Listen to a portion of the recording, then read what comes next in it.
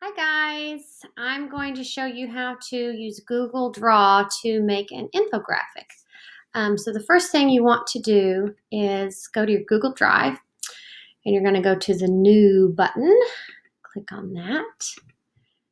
And this box will drop down and you're going to hover over the word More and select Google Drawings. And once that opens up for you, this is your Google workstation.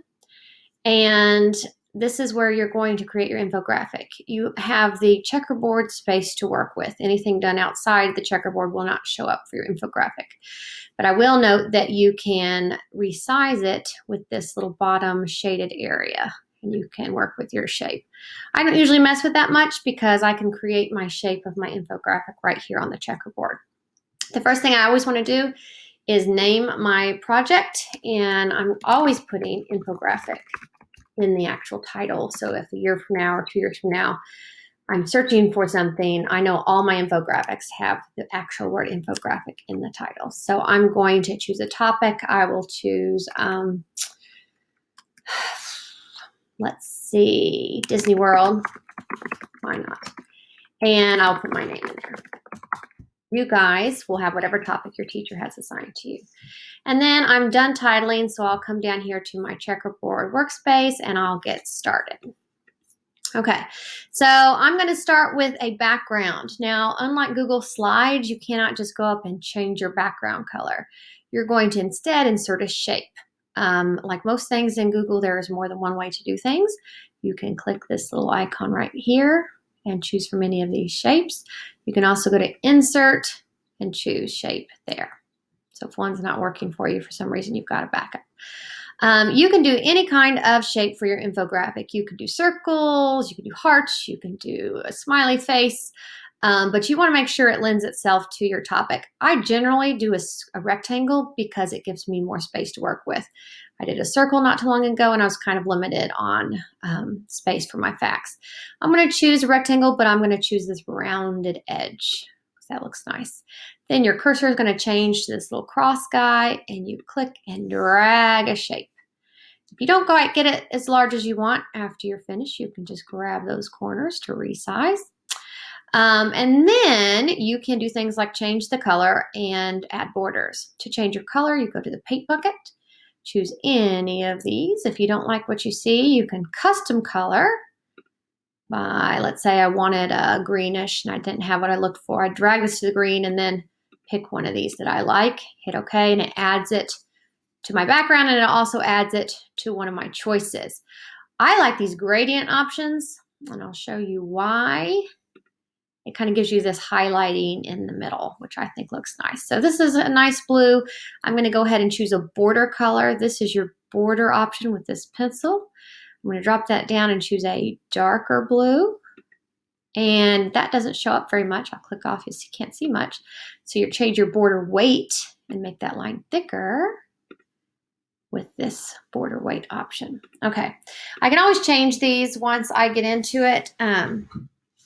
Once you start researching your topic and you find facts that you want to include, you sometimes realize there's a certain image you want to include. And within those images, you might have a certain color, and that can lend itself to being an accent color. So I am going to, first of all, I'll show you what I mean. I'm going to go to my drive, and I'm going to search infographics because, actually, I'll take the S off. These will show you all the ones I've done. Okay, so this is the example I'm looking for. One of these. Okay, we did one on tsunamis. I chose blue, like the ocean. This image on how tsunamis were created had yellow in it, so we chose yellow to do the border of our title, this shape, some yellow text, and it kind of pulled it all together. You don't want to do too many colors. Another one that I thought worked really well was this tornado infographic where, you'll see the Wicked Witch of the East, the house landed on her, and the Wizard of Oz from the tornado. So her shoes and her little leotard tights were red, so we used red as the accent color for headings and background shapes and text colors. And then we did not add any other colors. So I thought that looked nice too. All right, back to ours. Ours is going to be on Disney World. I'm going to insert my title first, then images, and then text. And it just works nicely to do it in that order. So I'm going to go to Insert. You might think we would do text box right off the bat, but I'm not for the title. I'm going to go down to Word Art, and I'm going to type my title, Disney World, enter. And immediately this pops up. Now, it shows this blue outline because that's the last thing I was doing in borders. You can change that to whatever you want. You can change it to white. You can change the weight of it. You can fill it with whatever colors you want. You can even choose that gradient and get some highlighting in there. You can go back to solids. You can bold. You can change your font. And I know there's a certain Disney font. Some people download things that look like it, but I don't have that on my computer. So I'm going to kind of stick with this. I am going to thicken my font or my outline border a little bit. And these little changes do make a big difference. So if I was to go to red, you see that it really makes a big difference. So I think I'm going to stick with this black outline. To resize your word art, you resize with the corners. Now, you can do the sides a little bit with word art, not like an image where using the sides would throw it out of whack. But I'm going to stick it in the middle to start with. I might move it later. The next thing I'm going to do is choose images. Sometimes you need to remember less is more with this. You do not have a lot of space to work with for your infographic. I didn't go all the way to the edge of the checkerboard for a reason, because I always run out of room. And this gives me, like at the end, if I run out of room, I can just drag and have some more space. So I wait till the end to do that. But with images, I wouldn't do more than 3. Otherwise, you're taking up too much room. All right, and like on this one, this blank, just black space in between is important. You don't want it to be too crowded. All right, so images to insert. I could go out to the internet and type in, Mickey Mouse, right? Hit enter, and then when we want images, we click on images, and then we get all these results. The problem is I don't have the rights to use these images. Some of them I might, but I don't know which ones I do and which ones I don't, because they're copyright protected. And to be a good digital citizen, we don't want to break copyright law, and we're going to do it a different way. So I'm going to X that out. If I go instead to insert image, search the web, and I do this from within Google Drawing or within Google Docs or within Google Slides, up here we'll search on the right will pop up a search box, and it only gives me it's still Google, only gives me images I have the right to use as freely as I want, and those are called public domain images. So it does not show up any images that are owned and copyrighted by people like it does if you come up here to the out of their internet. Okay, so I'm going to put in just Disney and see what pops up. Oh, so perfect. I'm going to choose one of these for my title, actually. I'm going to replace this. I'm going to choose this black one. And perfect. I'm going to get rid of that original one I did. That works. Okay, I'm going to add another image now. I think I'm going to, now the thing with Mickey Mouse, a lot of Mickey Mouse images are copyrighted. So you'll see some of these have been listed in public domain for us to use, but there's not a ton. Most of them are copyrighted, so you can't just go steal from the internet. If you want something with this transparent or no background, okay, there's a trick to that. I could very easily pop Mickey and Minnie in here, and I'll show you what happens.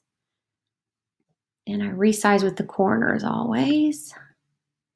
What happens is it just doesn't look as nice because the background is there and it takes up more room. So I'm going to undo that, delete that, and insert, search the web, Mickey Mouse PNG. And when you add the letters PNG, it takes away all backgrounds, most of them. There's some things that sneak in. And then we have all of our results. So I'm going to choose one of these kind of classic Mickey Mouse pictures, I think. I like this one. I like this guy too, but I like the whole Mickey. And he's going to pop in there. Oop. Now, sometimes there's a little imposter. That still has the background. So you have options here. You could go to the website remove.bg, and you could actually get rid of that white background. But to save time, I'm just going to delete it. I'm going to find another one. So it just depends if you have time or if you're in the mood to do that. Search the web, Mickey PNG. Let's try him. Okay, so this one, the background did not show up. If you need to use remove BG, if you find an image you really want to use that has a background, what you do is first save the image to your device and then go to remove.bg on the internet, and then you're going to upload that image from your device and hit remove, and it takes the background away, and then you could just copy that image right into your project. So I'm going to put Mickey over here. I think I'll put him up here on the left. I'll move Disney down here to the right. Okay.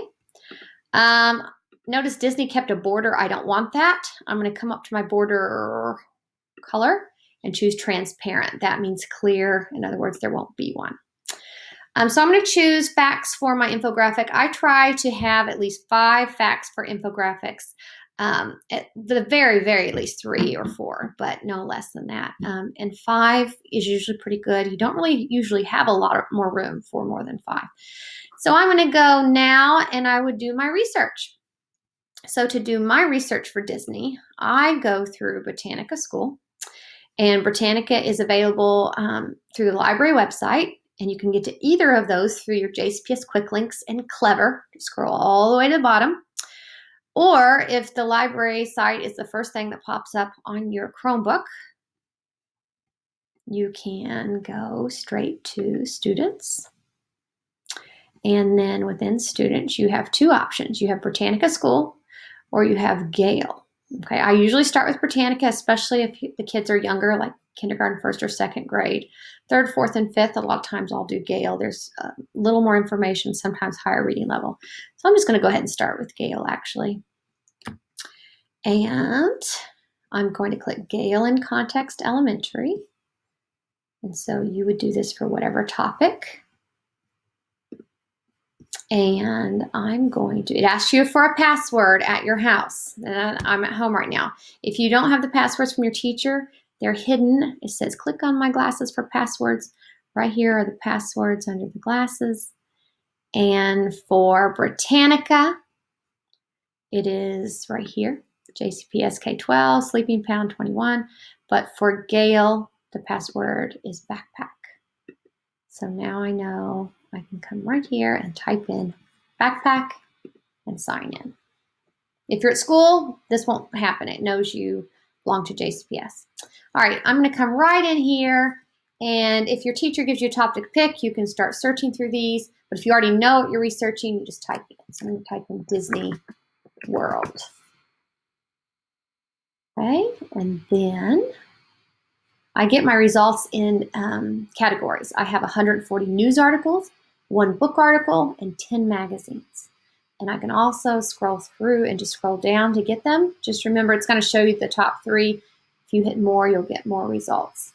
For magazines, Disney Magical World, let's see. Some of these are specific. This one I think is about them closing for the pandemic. I think I'm going to come down here and just Disney Magical World and see. It's from Boys Life magazine. Okay, Disney Interactive 3Ds. That's about a game. Let me go back. Don't like that.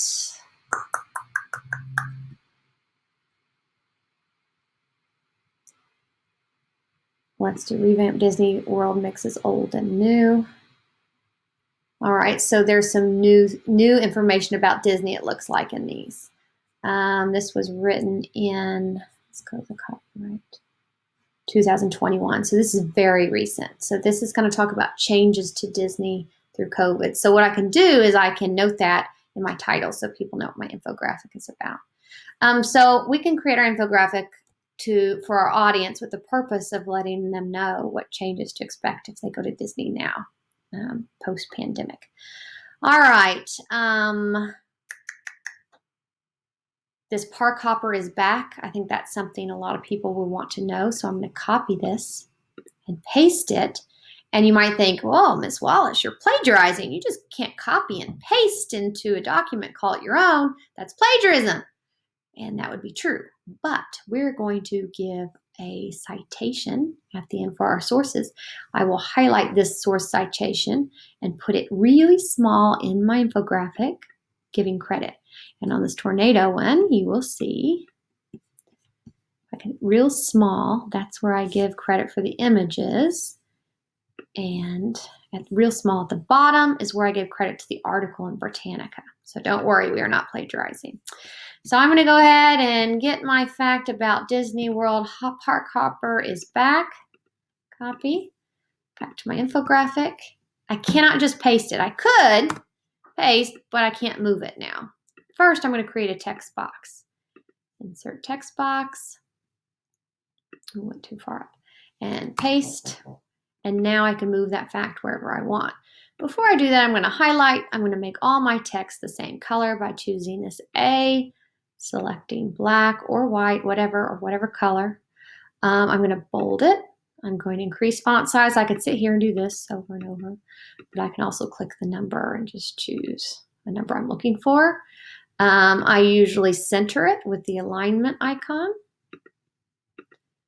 Okay, I can redo the words. If this was a very long wordy sentence, I would shorten it just because we don't have much room in an infographic. I'm going to shorten my box a little bit. I can put this fact in a text box or a border. I can add a border to it. So I think I'll do a 3-point. Okay. And now I can move this anywhere I want in my infographic. Okay, and now I'm not ready for my next fact. So I'm going to go back to my Gale article and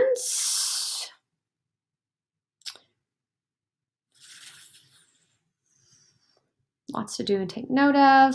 The parks reopened in July. They were closed for 4 months because of the pandemic. Okay.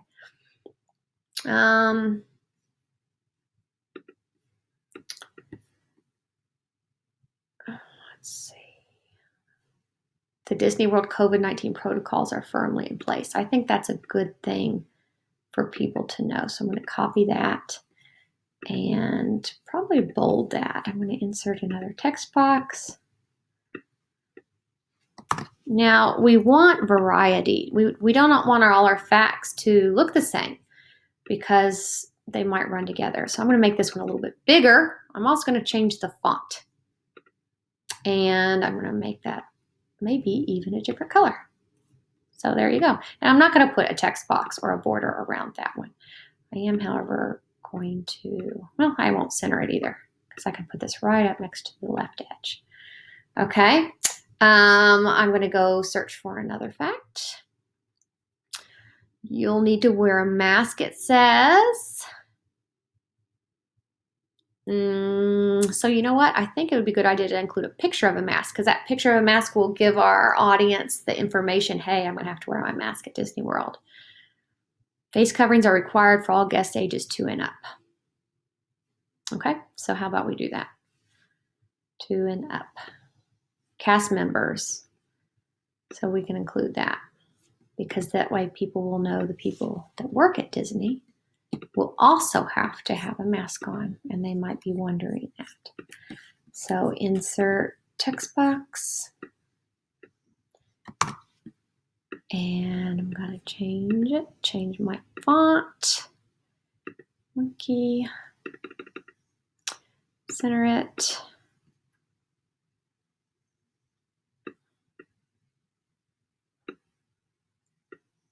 and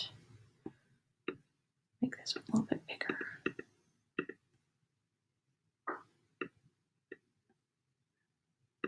So it's a lot of tweaking. I'm going to move this one down, and I think what needs to happen this here is I need an image here to kind of separate these two facts right here.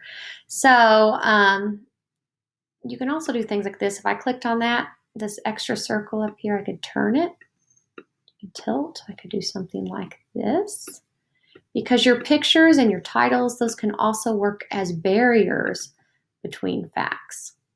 I don't know if I'll keep it that way, but I'm going to start. I'm going to go ahead and grab another image. I'm going to go get that mask image, and I'm going to do, again, a PNG. And here we go. So I want one without a background, and I like this one. Kind of goes with our blue theme. You could even find one and put on Mickey Mouse if you found like a forward-facing one. Again, it kept my border choice, so I'm going to go and click transparent. And I want that picture to be near my fact about the masks. Okay. Now I'm going to go ahead and get another fact. I'm waiting on the other pictures or images because I want to know what kind of pictures are going to relate to my facts. No more walls around the main entrance plaza at Epcot. New Disney World annual passes are on hold. So that's new. That's a pretty big deal. So we're going to put that one in. You can't get a new Disney World pass right now. So text box. Now for this one, I'm going to use blue text because it's going to pull in my border color that I chose. I'm going to bold it. I'm going to center it. And I'm going to change my font.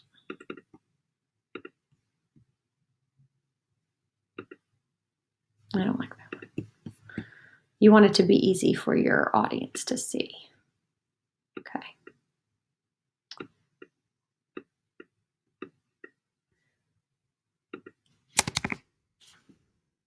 And there we go. So I'll move this one over this way a little bit. Period. Let's go get another fact, and then maybe we'll close it up with our pictures.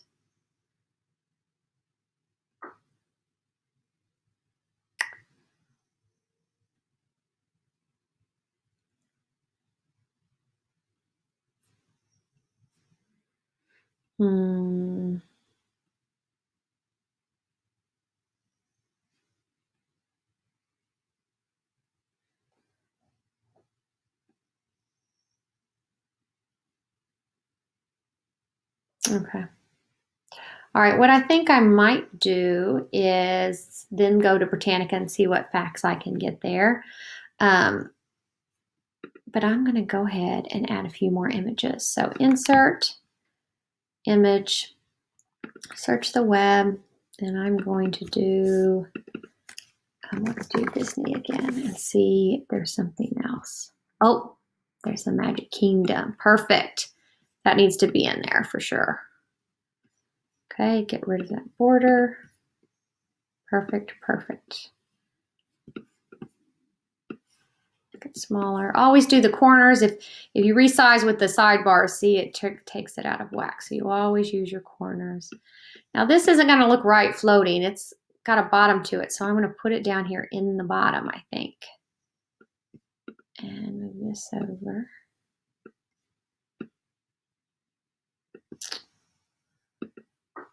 Okay, move this.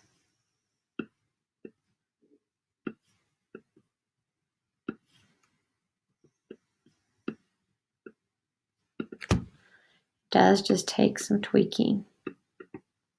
And because this new text, I think I'm going to add a border since it's so close to the face coverings fact.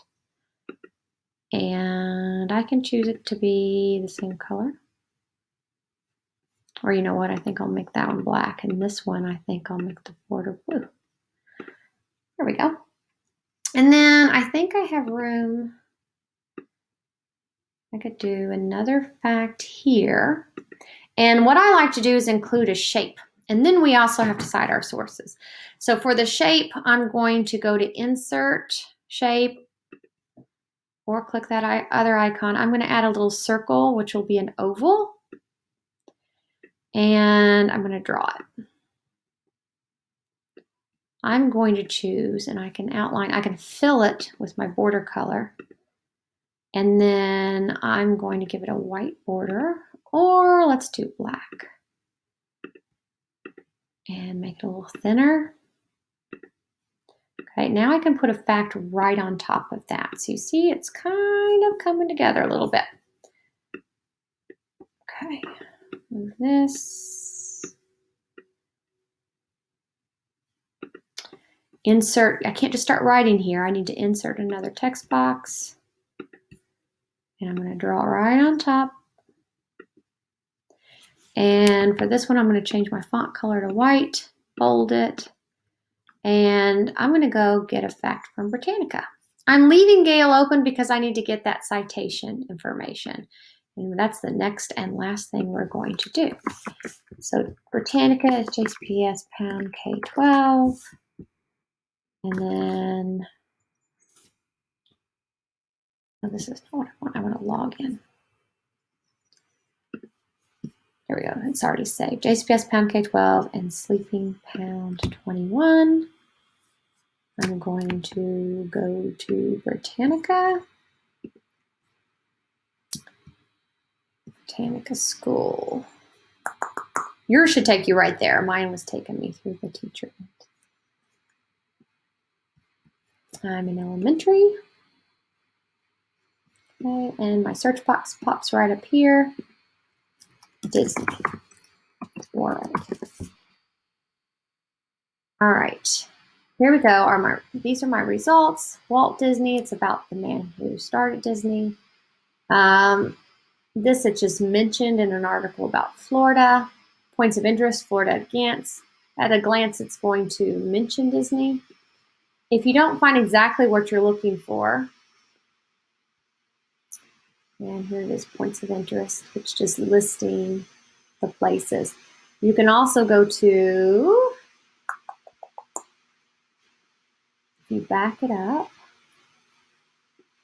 you can come over here and click on more. And when you do, it's going to go to take you to the web's best sites. It's going to give you other resources that mention Disney. So I like to do that a lot. The biography of Walt Disney, that doesn't really go with what we're trying to say about COVID and restrictions. So I'm going to head on back to my first article and I'm going to get that citation. So I'm going to come down here. This was taken from the USA Today. So I'm going to copy the citation. And there's actually a little button that says select. Right click copy. And I'm going to put this right in my infographic. And you might be thinking, there's no room for that. Instead of I usually do it really small. Like I'll tell you, see down here, because I don't really care that my audience sees and reads this, I just have to put it on there so that I'm protected and everyone knows I'm not plagiarizing. Same thing with the images. This is actually the phrase used for the images. All images used are public domain. That means we got them not from out from the internet. We got the ones Google filtered that we have permission to use. So I'm just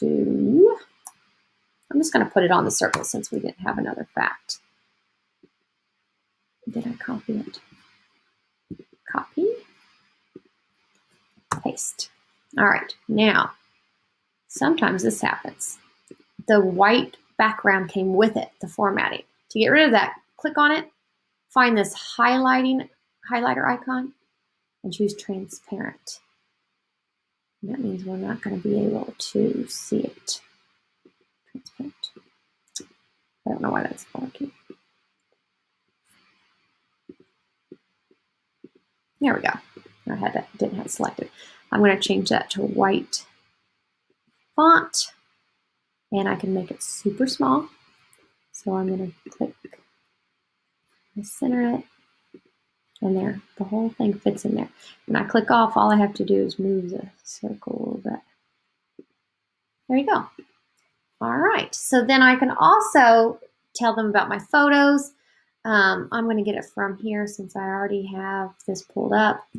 But as long as you have a phrase about your pictures being public domain, you are safe.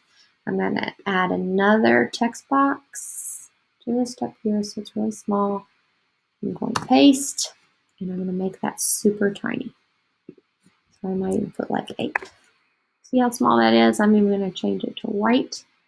And I can move this anywhere and just have that up out of the way. So I click off, and there is my infographic. I usually do a last tweak of images, moving things around a little bit. Also, just remember, you can also do the text box. You can turn things sideways if you like, so you can have some facts. You have them diagonal. But for this one, I'm just going to leave that there. So that was just a quick tutorial on how to do infographics. If you want to use this in another piece, what you would do is go to docs.new. If I was going into a new Google Doc and I wanted to import that as an image, it's a little different than you might think. I go to Insert. I don't choose Image, I choose Drawing. And all the drawings I'm going to do from my drive, all the drawings I have done will come up as choices. If they don't, if it's been a long time and they're not recent, you would just type in infographic and it should come up because we put it in our title. So I'm going to select this. It's going to ask me if I want it linked or unlinked. If it's linked, that means someone can click on it and go to this workspace, which I don't want. So I'm going to go unlinked, insert, and there it is right in my Google Doc.